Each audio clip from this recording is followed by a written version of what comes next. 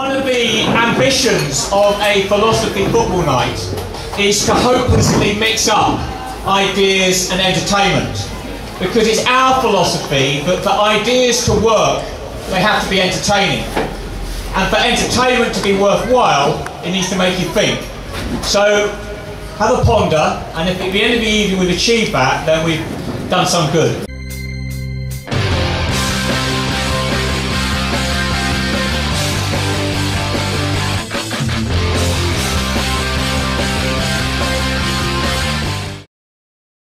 Assalamu alaikum, my name is Strange Sanum. I am 19 years old and I am a die-hard Liverpool fan. I first got into football probably around the age of 8 or 9. The reason I supported Liverpool out of all the clubs there were out there is because there was this TV show, children's programme called Hero to Zero. It was basically about this kid called Charlie who adored football. Charlie loved Michael Owen, so much so that he had a huge poster of him on his wall, and Charlie, being the dreamer he is, wished that one day maybe Michael Owen could come out of the poster and help him. And guess what? Drum roll!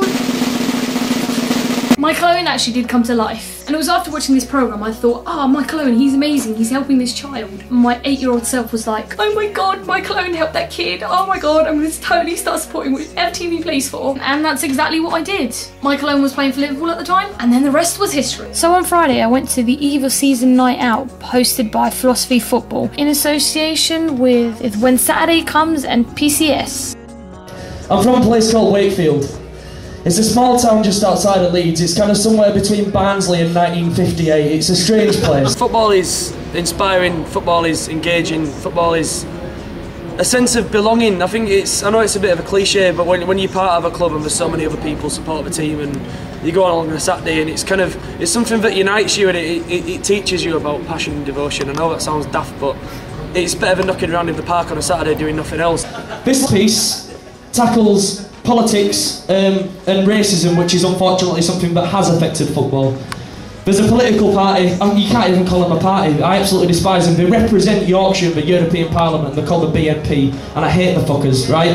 They represent Yorkshire in the BNP. Basically, they insinuate that everything that's foreign needs to go back. Britain should be for British things and nothing else. Now, the most British thing in the world, no matter where you're from, the most British thing in the world is a night out. And what exactly do you do on a British night out? You go up the road to an Irish pub, you sup some Belgian beer, nip out for some grub, you find the nearest takeout and eat a Turkish kebab, get driven home by an Asian in the back of a German cab, you fall asleep in an armchair that you bought in a Swedish shop, watching American shows on a Japanese telly, just tell me when to stop. The fact of the matter is the BNP are talking shit, so don't vote BNP, love music, hate racism, and have a good night, cheers.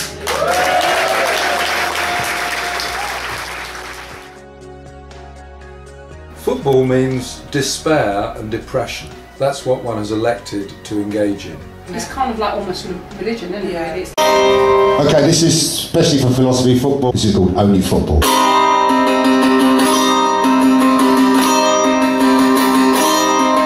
His forebears were the butchers on the field of Peterloo.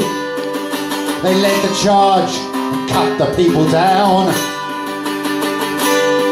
They ruled the mill, starved weavers out, beat chartists black and blue, made millions in some hellish sweatshop town. I'm sure he cursed his countrymen in 84 and 5. His queen called them the enemy within. He's the overseer, the usurer, the drone within the hive, whose wallet is his god, his kith and kin. And don't tell me it's only football. The most wonderful thing for me about the game is precisely the way it brings people from all kinds of backgrounds together and the passion that it engenders. It brings, it's in a world where there's so many things happening, online and sort of like advertising and, the whole kind of corporate culture that we're involved in. Although football is very corporate and I'm very much opposed to that, the spirit and the soul of the game is that raw passion and the excitement that it generates for the people that love it. And in a way, I think football fans of proper clubs, that is, proper clubs, well, teams that aren't very good, really, proper football. What is the point of supporting Chelsea? That's fucking stupid, what a stupid thing. What's the point of supporting a team come second and lose in the final of the Champions League, that's disappointing. I mean, to be honest, if Palace came second and got to the final of the Champions League and lost, I'd probably learn to live with that. And then you sort of, I don't know, the Premier League I find so tedious now, and then you get a sort of about Chelsea versus Manchester United, Super Sunday coming up, it's Judgment Day. And I'm watching it and I'm thinking, oh no, I hate you both, I don't know what I'm going to happen here. It's like if Blair was in a fight to the death with Thatcher, I'd think, oh. Every time, the beginning of the new season, we dream that this time it's going to be our year. I was carrying my children when we were going to football matches. I actually was at football 2 days before I had one of my children, and then back again straight after. No, it is. It's everything. It's everything. Yeah, it is. Yeah. And it is as a family. There's loads of us. He's still about. Attila there with his thing. Brilliant. Well, despite what you said, Attila, I think it's absolutely brilliant that someone like Attila and lots of other people campaign in the way that they do for their football club. I think it's absolutely, of course, absolutely right that Brighton fans should have the right to watch their pointless, shitty club every week. There's a joke that they tell. Walsall people tell this joke to explain the Walsall accent, which is about a man who's from Walsall and he joins the army. And he goes down to the barracks there and he gets changed, and the next morning he's up in the yard with all the new recruits.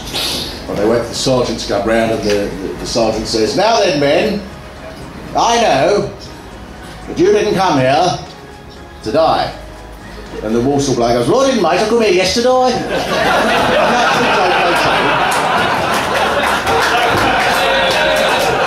That's the joke they tell to explain the Walsall accent. Now, on top of that, what's got hard for them, because loads of people, and I've seen this happen, and it must be annoying, people from Walsall will tell someone where they're from, and the person they're talking to will go say, "Oh right, Poland." No, I know where Walsall is, mate, you're from Poland. I'm not from, you've just told me. That must be annoying. Now, to make it really complicated, thousands of Poles have moved into all the Walsall, the towns around it as well. And I thought that must make for some very strange conversations if they talk to someone from a town near there now, you know. "Whereabouts are you from, mate?" "I am from Warsaw." "I've just up the road, like." "My life is many, many miles away." "I think it's about 6 miles." "I am surprised you have heard of us. You have heard of our ghetto?" "Well, aren't you making cakes up there now, are you?" E-I-E-I-E-I-O, up the Premier League we go. When we win the title, you will hear us sing. We are Rangers, Warnock is our king. Yours! It's a fantasy, isn't it?